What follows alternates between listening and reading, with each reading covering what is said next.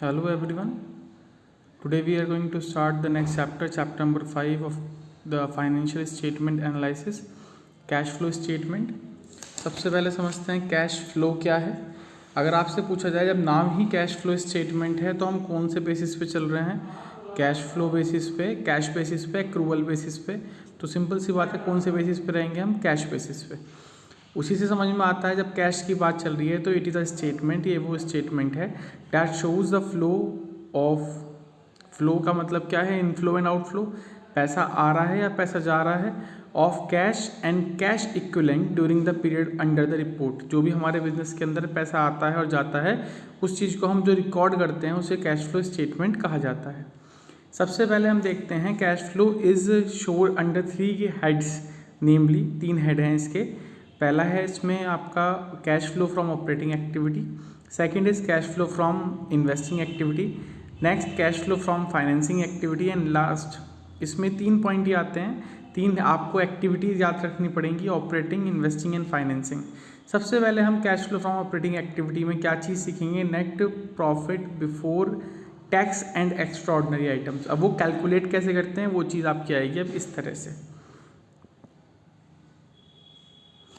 Cash flow में सबसे पहले आपको ये चीज़ आनी बहुत ज़रूरी है कि ये चीज़ होती क्या है, तो आपको ये चीज़ पता होनी चाहिए। Cash calculation of net profit before tax and extraordinary items.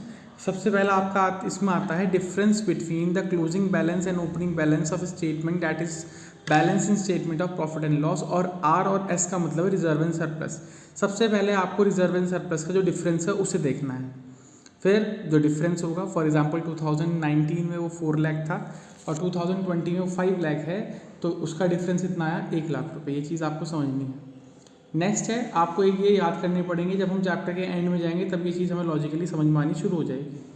तो ऐड करते हैं डिविडेंड जो फाइनल है और प्रपोज्ड है जो पेड ड्यूरिंग द ईयर होगा आपका, interim dividend paid during the year होगा आपका, ट्रांसफर ऑफ रिजर्व ये हो सकता है क्वेश्चन के अंदर दे भी और नहीं भी, और provision for tax made during the year. During the year में जो प्रोविजन फॉर टैक्स है वो भी हम लिखेंगे, ड्यूरिंग द करंट ईयर होना चाहिए था ये चीज़ आप चेक कर लेना ज़रूर। ड्यूरिंग द ईयर भी हो सकता है, कोई दिक्कत नहीं है। फिर नेक्स्ट आता है इसमें extraordinary items that debited as expense. तो जो चीज़ हम पहले एक्सपेंस में डेबिट कर चुके, क्योंकि हमें निकालना बिफोर टैक्स है। अभी हम बाद में जाएंगे इसके जो बेसिक है, मगर हम अभी याद ही कर लेते हैं कि एक्स जो डेबिट करा था एक्सपेंस, जैसे loss of inventory due to fire, वो चीज़ हम क्या कर देंगे यहाँ पे ऐड कर देंगे। फिर लेस क्या करेंगे इसमें, रिफंड फ्रॉम टैक्स। और फिर एक्स्ट्रा ऑर्डिनरी आइटम्स जो इनकम में था, इंश्योरेंस क्लेम जो रिसीव हुआ था लॉस बाय फायर से। अब हमारा नेक्स्ट पॉइंट आता है इसके अंदर जो क्वेश्चंस हैं, देख लीजिए। सबसे पहले हमने क्या समझा, पहले हम बार बार इस स्लाइड को जरूर खोलेंगे जिससे हम समझ सकें। हमें निकालना है calculation of net profit before tax. तो पहले हम क्या देखेंगे, रिजर्व एंड सरप्लस का डिफरेंस। तो सबसे पहले हम क्वेश्चन में आते हैं। तो क्वेश्चन में सबसे पहले आपको क्या दिखता है, statement that is balance in statement of P&L में 5 से कितना हुआ आपका 8 लाख। तो सबसे पहले देख लीजिए सॉल्यूशन में क्या दे रखा है, calculation of net profit before tax. तो इसका डिफरेंस कितना लिख दिया इन्होंने, 5 से 8 लाख हुआ, तो डिफरेंस कितना आ गया 3 लाख रुपीज़। क्लियर है यहाँ तक। फिर देखिए जरा क्वेश्चन में क्या लिखा हुआ है, इसने कहा प्रपोज डिविडेंड जो हम देखते हैं कौन से ईयर का देखते हैं। ये बात आपको ध्यान रखनी है, प्रपोज डिविडेंड हमेशा प्रीवियस ईयर का देखा जाएगा। अगर ये नोट्स में नहीं भी है तो आप लिख लेना, प्रपोज डिविडेंड कौन सी ईयर का रहेगा आपका, previous year, always previous year. तो वो आपको ऐड करना है। देख लीजिए इसमें लिखा हुआ है, देख लीजिए ऐड डिविडेंड पेएबल जो कौन सा होगा आपका, प्रीवियस ईयर का होगा, 3 lakh rupees. Net profit before tax आ गया। दोबारा समझिए, इलस्ट्रेशन नंबर 15 में आपको समझ में आएगा। इसमें कहा इसने कि सबसे पहले हमें निकालने के लिए कहा है इसे नेट प्रॉफिट बिफोर टैक्स। सबसे पहले हम रिजर्व एंड सरप्लस को देखेंगे। तो 2,50,000 से 4,50,000 हुआ, तो डिफरेंस कितना आया आपका इसमें, 2 lakh rupees. 2 lakh rupees difference आने के बाद वो आपने यहाँ लिख दिया। अब आप ऐड क्या करेंगे, देख लीजिए इसमें फर्स्ट पॉइंट में क्या है, प्रपोज डिविडेंड कौन सी ईयर का बताया था मैंने आपको, प्रीवियस ईयर। जब 2019 की बात चल रही है तो प्रीवियस ईयर कौन सा हुआ आपका 18, तो आप डिविडेंड कौन सी ईयर का प्लस करेंगे अपना, 1,50,000 मीन्स जो 2018 का डिविडेंड है। उसके बाद आपका नेक्स्ट पॉइंट इसमें आता है डिविडेंड इंटरिम डिविडेंड। इंटरिम क्या होता है बात समझ लीजिए, ईयर के बीच में जो डिविडेंड हमारी कंपनी शेयर होल्डर्स को देती है उसे इंटरिम डिविडेंड कहा जाता है। तो इंटरिम डिविडेंड भी हम क्या कर देंगे इसमें प्लस कर देंगे। और फिर देख लीजिए प्रीफरेंस शेयर्स, आपको पता भी होगा इक्विटी और प्रीफरेंस में क्या फ़र्क होता है। प्रीफरेंस शेयर्स को डिविडेंड देना कंपलसरी होता है, even we are having the profit और लॉस।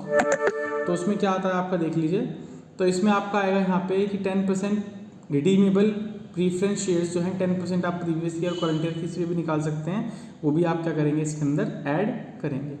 लास्ट क्वेश्चन है, इसे हम स्लाइड को ना चेंज करते हुए यहीं कहीं समझेंगे। सबसे पहले देख लीजिए, इसे प्रीवियस ईयर में जो था वो 2 लाख का लॉस था और अब जो है वो 5,40,000 का क्या है प्रॉफिट है, ठीक है ना। तो प्रॉफिट में से ही तो लॉस माइनस करते तो माइनस माइनस क्या हो जाएगा प्लस, तो 7,40,000 आपका क्या आएगा difference of profit and loss आएगा आपका जो स्टेटमेंट ऑफ P&L है। फिर प्रपोज डिविडेंड कौन से ईयर का प्लस करते हैं हम इसमें प्रीवियस ईयर जो 3,15,000 है, देख लीजिए आप स्लाइड में, यहाँ पे देख लीजिए पहले 7,40,000 खुद देखिए ना आप, पहले 4 लाख था अब 5 लाख है। डिफरेंस कैसे आता है, 5 में से 4 माइनस करोगे ना तो 1 लाख तभी तो आएगा। यहाँ पे क्या था 5,40,000 में से -2 लाख करेंगे तो वो पहले से ही माइनस में है, तो माइनस माइनस क्या हो जाएगा प्लस, क्लियर है।